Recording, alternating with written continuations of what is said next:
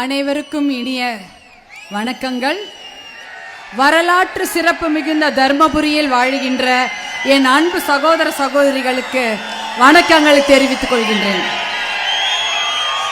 தமிழின போராளி சமூக நீதி காவலர் மருத்துவர் ஐயாவின் பாதம் தொட்டு வணங்கி என் உரையை துவக்குகிறேன்.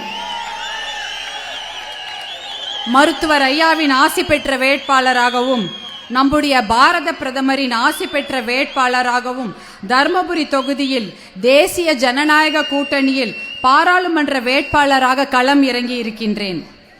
தமிழக பாரதிய ஜனதா கட்சியின் தலைவர் சகோதரர் அண்ணாமலை அவர்களுக்கும், முன்னாள் முதலமைச்சர் அண்ணன் ஓ பன்னீர்செல்வம் அவர்களுக்கும், சகோதரர் ஜி.கே. வாசன் அவர்களுக்கும், சகோதரர் டிடிவி தினகரன் அவர்களுக்கும், சகோதரர் ஏசி சண்முகம் அவர்களுக்கும், சகோதரர் பாரிவேந்தர் அவர்களுக்கும், சகோதரர் பெஸ்ட் ராமசாமி அவர்களுக்கும், சகோதரர் ஜான் பாண்டியன் அவர்களுக்கும், சகோதரர் தேவநாதன் அவர்களுக்கும் மற்றும் மேடையில் வீட்டிற்கும் அனைத்து கூட்டணி கட்சி தலைவர்களுக்கும் முன்னோடிகளுக்கும் என் நன்றியை தெரிவித்துக் கொள்கின்றேன். ஏனென்றால் மேடையில் அமர்ந்திருக்கும் அத்தனை சகோதரர்களும் அண்ணன்களும் என்னோட 6 நாட்களாக நாங்கள் தொடர்ந்து பயணித்துக் கொண்டிருக்கிறோம். உங்களுக்கு என் மனமார்ந்த நன்றியை தெரிவித்துக் கொள்கின்றேன்.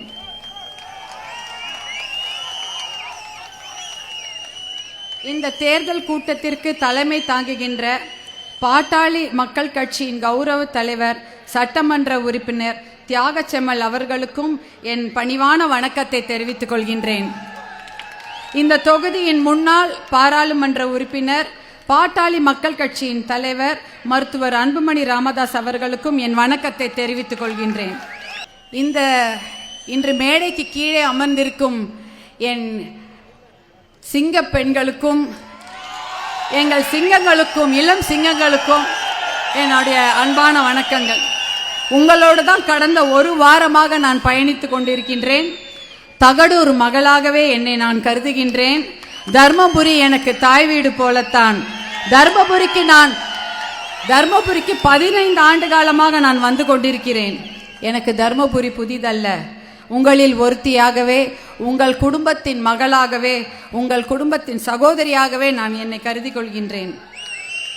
ஒவ்வொரு ஊரில் நான் போகும்போதும் அவங்கெல்லாம் என்னை பார்க்கும் பொழுது அவங்களே மேடையில் நிற்கிற மாதிரி உணர்றாங்க. அவ்வளோ பெருமையுடன், கர்வத்துடன், அவ்வளோ பாசத்துடன் எல்லோரும் என்னை வரவேற்கிறார்கள். இந்த பாசத்துக்கும் இந்த அன்பிற்கும் நான் என்றென்றைக்கும் நன்றி கடன் பட்டிருக்கின்றேன். நன்றி மறப்பது நன்றன்று. இந்த நன்றியை என் செயலிலும் சொல்லிலும் நான் தர்மபுரியின் முன்னேற்றத்திற்காக பாடுபடுவேன் என்று உறுதியாக கூறுகின்றேன்.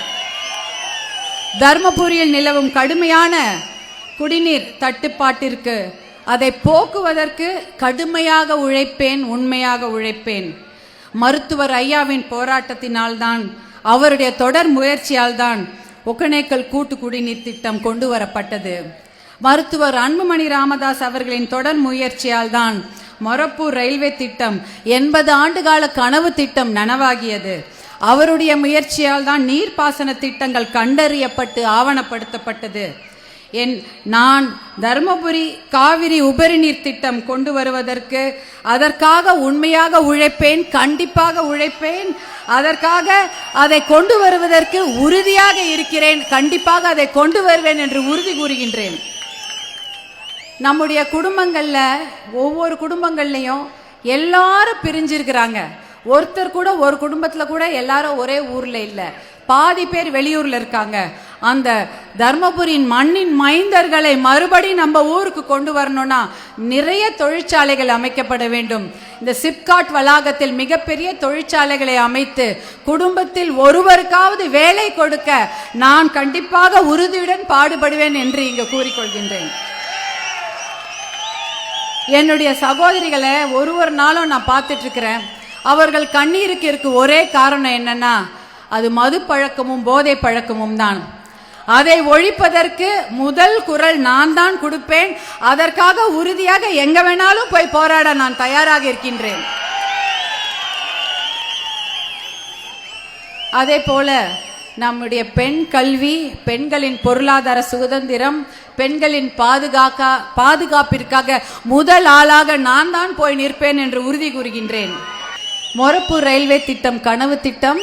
அதை எப்படியோ இந்த 10 ஆண்டுகளாக அவரும் போராடி அந்த திட்டத்தை கொண்டு வந்து விட்டார் மருத்துவர் அன்புமணி அவர்கள். ஆனால் அந்த கனவு திட்டம் பாதியிலேயே நின்று கொண்டிருக்கிறது. அந்த திட்டத்தை முழுவதுமாக நிறைவு செய்வ எனக்கு ஒரு வாய்ப்பு தாருங்கள் என்று உங்களுடைய மன்றாடி கேட்டுக்கொள்கின்றேன். என்னை உங்கள் வீட்டு பெண்ணாக, உங்கள் சகோதரியாக, உங்கள் அக்காவாக, உங்கள் வீட்டு மகளாக என்னை நீங்கள் தேர்ந்தெடுத்து விட்டீர்கள். உங்களையும் நான் அவ்வாறு தான் கருதுகின்றேன். உங்கள் குழந்தைங்க என்னுடைய குழந்தைங்களா தான் நான் பார்க்குறேன். அவங்க வருங்காலம் நல்லா இருக்கணும்னு நான் உண்மையாக உழைப்பேன், உறுதியாக உழைப்பேன். உங்களோடு தோளோடு தோள் நின்று உங்களின் குரலாக எங்கெங்கும், அது பாராளுமன்றமாக இருந்தாலும் சரி, வேறு எந்த பக்கமாக இருந்தாலும் சரி, உங்களுக்காக தோளோடு தோள் நின்று உறுதியாக போராடுவேன், உழைப்பேன், கடுமையாக உழைப்பேன் என்று உறுதி கூறுகின்றேன். எனக்கு மாம்பழம் சின்னத்தில் வாக்களித்து என்னை வெற்றி பெற செய்யுமாறு அன்போடு தாழ்மையோடு உங்களை எல்லாம் கேட்டுக்கொள்கின்றேன். நமது சின்னம், நமது சின்னம், நமது சின்னம். நன்றி.